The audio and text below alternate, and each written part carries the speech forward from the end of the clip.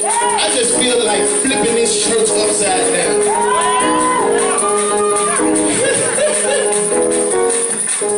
I was in Atlanta. Catch this. I was in Atlanta at 7:30 this morning, and I made it to my house. You wouldn't believe what time I made it home. I made it to my house at 11:15. And I ain't catch a flight. We drove all the way back. Yeah. We did 120 on the highway. I said, I just gotta get to church. I just gotta get to church. Can I tell you something?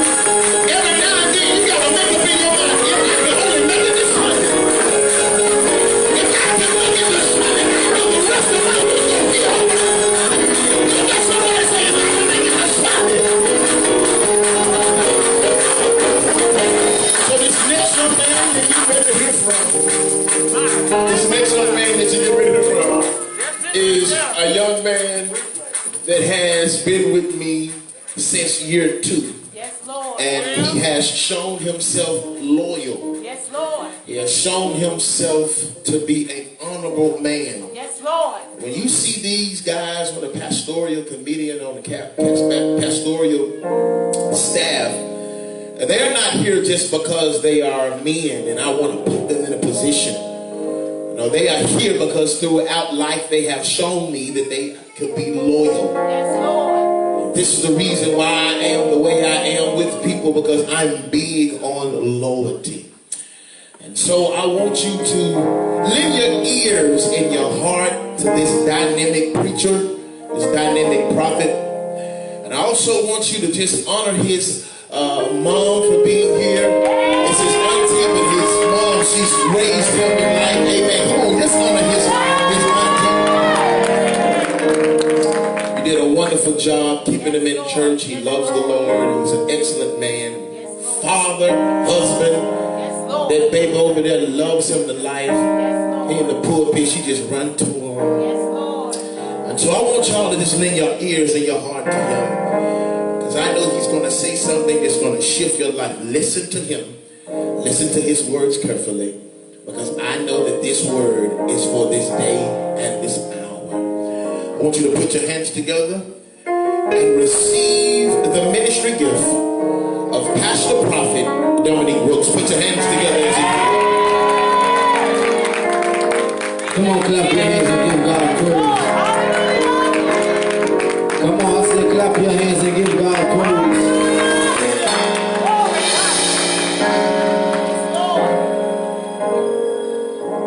Real quickly, I won't be long.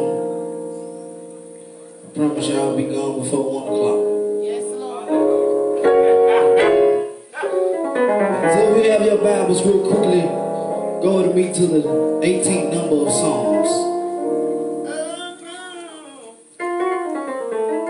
And thank God for my wife and my mother on today. Amen. Psalms 18 and 6.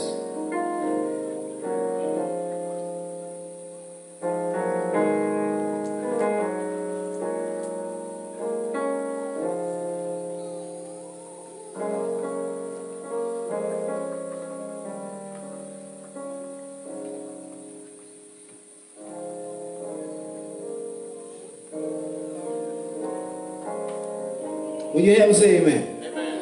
Whether the Lord reigns in my distress, I called upon the Lord and cried unto my God. He heard my voice out of his temple, and my cry came before him even into his ears. Read it again. In my distress, called upon the Lord and cried unto my God. He heard my voice out of his temple, and my cry came before him even unto his ears. I want y'all to look at a neighbor this morning. Just say, neighbor, as long as he hears my cry. As long as he hears my cry. Tell somebody, hashtag. My mouth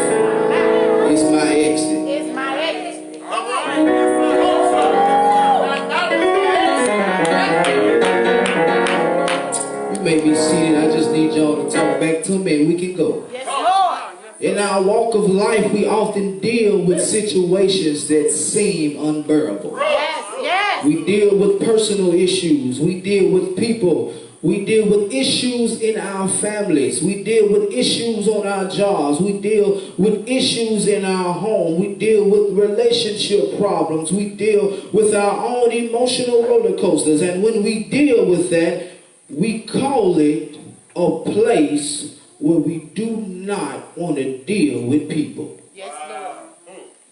And when we deal with what we deal with without a good release, it causes us to come to a place where we have to cry. You better preach, Rooks. The OJs wrote a song called Cry Together. I want y'all look at me acting like y'all ain't never heard that song before. If you grew up old school like I did, you heard it before. Yes. And the song told a story on how they dealt with their relationship. It talks about them lying in bed looking at the ceiling and not talking to one another. Yes. It talks about them not talking to one another. Then one of the OJs said, we can't continue to go on this way. Yes. And the vamp of the song said, last night me and my woman cried together. They came to a point from where they weren't communicating. They came to a point from where they didn't look at each other to the point where they both found each other crying together. Yes. He preaching, Rooks. Yes, sir. I find it very crazy for us to go through what we go through and not tell God about it. Yes, I find it very crazy that we go and vent to everybody else but to the one who can help you. How would you feel if your child goes to a person who's not even blood about an issue and they live in your own house and you have to find out about it through somebody else? How would you feel if you're in a relationship with someone and they go tell all their problems to someone who they really don't even know and you find out about it through someone who was supposed to be on your side? How would you feel being out of a loop? Everybody else knows something and you don't. But God being omnipotent and knows all things and put things together to see how we can handle it and how we can go and tell someone who really don't probably care about it. Yes, Lord. And we miss the point of what we experience because we've given information to the wrong person. My God. And now everybody knows what happened to you that wasn't supposed to be out. It was supposed to be a secret, but because you opened your mouth at the wrong time to the wrong individual, you now have to deal with the way people come at you when the only thing you had to do was to go to God about it. So no matter what we experience, no matter what we go through, no matter how we take life, no matter how we take trials and troubles, at some point in your life, we all have been at the point where we had to cry. Yes, Lord. When you cry, you shed tears as an expression of distress, pain, or sorrow. When you cry, you shout or scream typically to express fear or grief. When you cry, you are expressing emotions. The definition of cry goes in various ways. One says to call loudly. My God. And in this time, it's okay to cry. Yes, Lord. The second definition says to weep. Third definition says to be heard. And in this time we're living in, it's okay to weep. Yes, It's Lord. okay to shed tears. It's okay to express your feelings, but you have to get to a place where you stop being silent and let your cry be heard. Yes, Lord. God knows what you are going through. He knows how you feel. He knows what you need. And the only thing he wants you to do is to allow him to. We depend on man. Nothing will get done. Amen.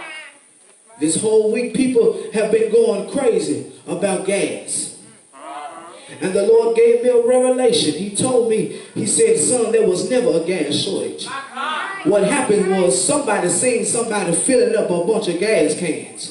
And because they seen that, they automatically thought that it was a gas shortage. So now because somebody seen one person doing, now everybody don't mind. You would do anything that the enemy put in your head. Come on, Pastor Rooks. And then when you play it out, you find yourself in a position where you don't want to be. Then you cry. because you made a decision to do something that you really didn't have to do. Yes, Lord. But because you want to be monkey see, monkey do. You put yourself in a bad situation on your own. Yes, yes. And what the word has to understand is we can't do what we see everybody else do. Yes. Because eventually everybody gonna get wiped out. Yes. As long as he hears my cry. There was a man in Luke 18 and 35. You can read it when you go home. Jesus approached Jericho. Here was a blind man sitting by the road begging. When he heard a crowd going by, he asked what was happening, and someone had told him that Jesus of Nazareth was passing by. Then he shouted with a great shout.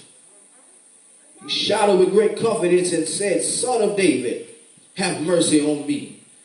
Everybody who was around him told him to be quiet. And so what happened was, Tammy, he got even louder. Yes, Lord. Have you ever noticed when people don't know what you need and you come to the house of the Lord and you want to get what you need and people look at you crazy? Have you ever been around people who claim they need the same thing you need, but they don't react like you react? Have you ever seen people get loud at the strip club and get loud at the bar and get loud at the club, but when they come to the church, they're quiet? And they're the same person who say they need something from God, but you yet fail to show it. Yes, Lord. The house of God, this is a place where you can make all the noise you want, but you come in and you're quiet, but you say you need something from God. And in this hour, you can't worry about people looking at you a certain way because you need what you need. You can't worry about people talking about you that you're making too much noise because you know what you need. Because if you be honest, this cry is personal. Yes. If you be honest, this shout is personal. Yes. If you be honest, this holler is personal. Yes. Because after all the hell that I am experiencing, I gotta get something from God. Because if I don't get something from God, I'm going to eventually lose my mind. If I don't get something from God, I'm going to go crazy because I need God. The Bible said Jesus stood still and told them to bring the man to him. Jesus asked him, "What is that you want me to do for you?" The man said, "Lord, I want to see again." In this hour, we have become blind Yes, Lord. to what the world system is doing. This man had a physical illness, but the church has a spiritual illness. Yes, Lord. And we're seeing all kind of diseases and things happening in the world. And it has to bring us to a place where we have to ask the Lord to let me see again. Yes, Lord. Because if truth be told, there are a lot of preachers walking around blind. Yes, Lord. There are a lot of people walking around blind in Yes, the Lord. pews. Yes, Lord.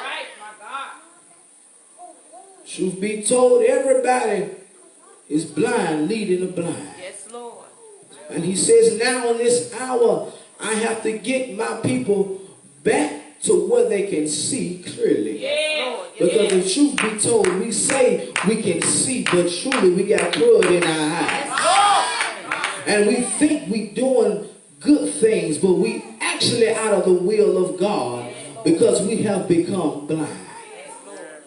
Jesus told him to receive his sight, for your faith has saved you. Yes, Lord. And immediately he got his sight and followed Jesus. And when the people saw it, they praised God. This man understood that he wasn't going to let people stop him from getting his deliverance. He understood that people walked over him long enough. He understood that he wasn't going to let nothing stop him from crying out to God. He understood that his cry was different. And in this hour, we can't allow people to continue to walk over us. Yes, Because Lord. if you read the text, the man was sitting down. So no telling how many people, he was so blind, no telling how many people was walking past him every day. And they was getting the stuff that he needed. Yes. But how many times are we going to allow people to take what we need? No, Lord.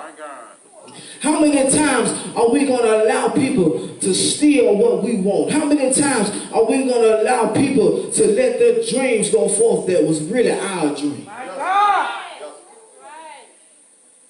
He understood that his cry was different. The Bible said he cried out twice, which lets me know if you're going to get something from God, you have to go out there with everything you got. They told him to shut his mouth because he was trying to get something from God. I'm pretty sure when they needed something, no one told them to be quiet. But it's funny that when you need something, the main people who's supposed to be on your side don't help you. Help. They don't help you go after God, but they just watch you. My God. If you're around people and the only thing y'all can do is smoke, drink, cuss, and gossip, and when it comes to you needing help and they can't help you, it's the moment you need to disconnect yourself. I'm pretty sure these people in the Bible had everything they needed, and they gonna tell this man to be quiet, and God don't want to hear you. It's easy to tell somebody to stop all their crying when they never been in pain. It's easy to tell somebody to stop hollering when their bank account is on full. It's easy to tell somebody to stop shouting when they got everything they need. But what happens when you lose it all in a month's time? I wish I would let somebody tell me God don't want to hear me. I wish I would let somebody tell me that God don't need me to disturb him with your cries and your shouting. First of all, you don't know what I'm experiencing. Second of all, have you ever been in my place before? Thirdly, have you ever been in my shoes? If not, you need to shut your mouth, because if you don't know what I need, you need to go have several seats. Because I'm not shouting for you no way. I'm not trying to get your attention no way. I'm trying to get God's attention. So since you're not here, My God. I'm not going to give you the time. Yes, Lord. I'm not going to give you my space. Yes, Lord. I'm going to give you the hand, and I'm going to keep on moving. Because this is the year I'm going to get everything he promised Yes, me. Lord. As long as he hears my cry, you need in this time is faith. Faith. Yes. This man's faith isn't the only one who faith got him what he needed. Jesus told the woman with the issue of blood that her faith had made her whole. Yes. He told the 10 lepers their faith made them well. Yes, Lord. When you have faith, watch this, you have confidence. Yes. And their confidence in him is the reason they got what they needed from the Lord. The same faith they had is the same faith you need to get what you need. The Bible said in Hebrews 11:1, y'all might want to go get them musicians, that faith is the substance of things hoped for and the evidence of things not seen, which means just because I don't see it don't mean I don't believe it. See, we wait until we see results to praise him. We wait until we see results to thank him. We wait until we see results to give him worship. We wait until we see. If he going to school, he want to be a pilot. Yeah. But I ain't getting on no plane. I'm scared of heights. But I notice when you get on the plane, they go through the steps telling you what you need to do whenever a storm or the power shuts off. Yes.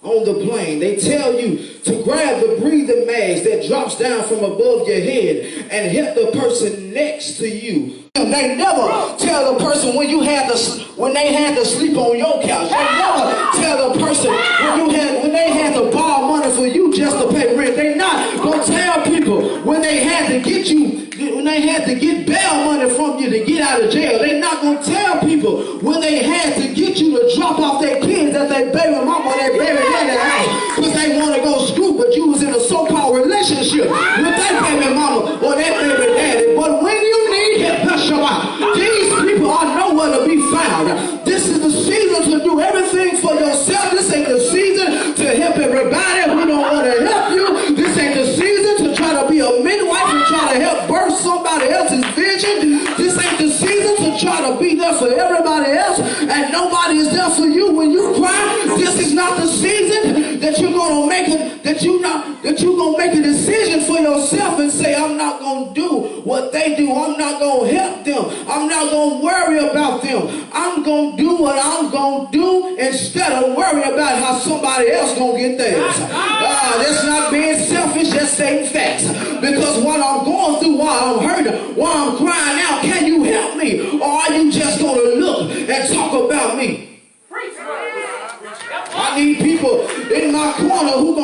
me. I need people in my corner who gonna have my back and who gonna lift me up in prayer. I need people who gonna cry out for me on the altar when I can't cry. I need people who gonna cover me when I gotta recover. Let's go!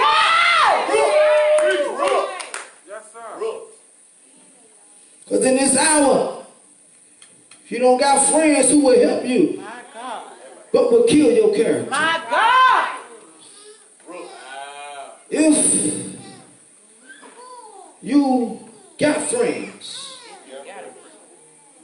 who will lie on you, My God. My God. but don't cover you. My God. If you got friends Preach, Rooks. who don't pray for you, I'm feeling Baptist this morning, Preach, Rooks. but want to talk about you to your enemies, that means you can do bad all by yourself. But at this moment in my life, I need to know, can I depend on you when I need help? I need to know when my life is down, can I depend on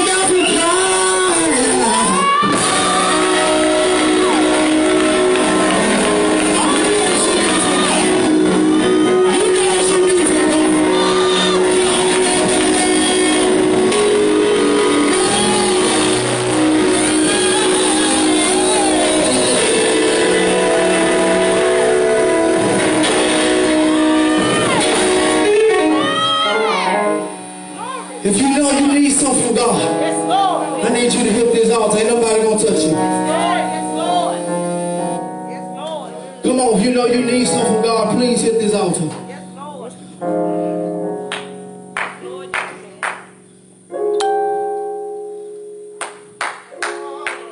Come on, there ought to be some more people up here. You know what you need from God.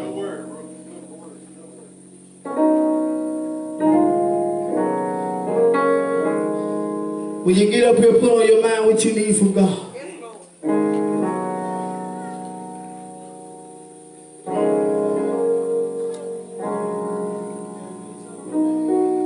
Come on, put on your mind what you need from God. Come on. Lift your hands. Lift your hands. Lift your hands.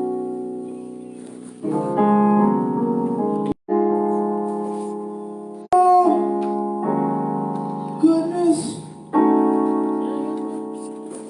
and your mercy toward us. For your goodness and your mercy toward us.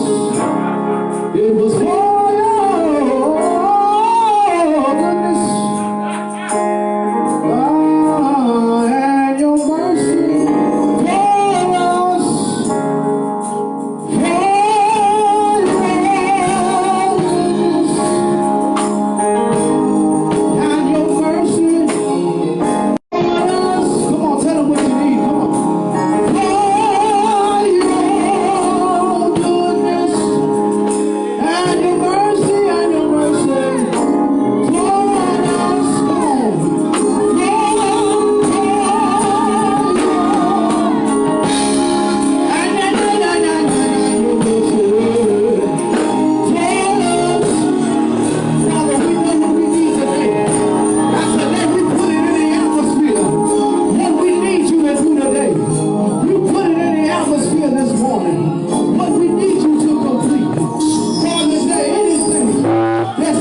toward us. That's not supposed to be. We ask you now, Father.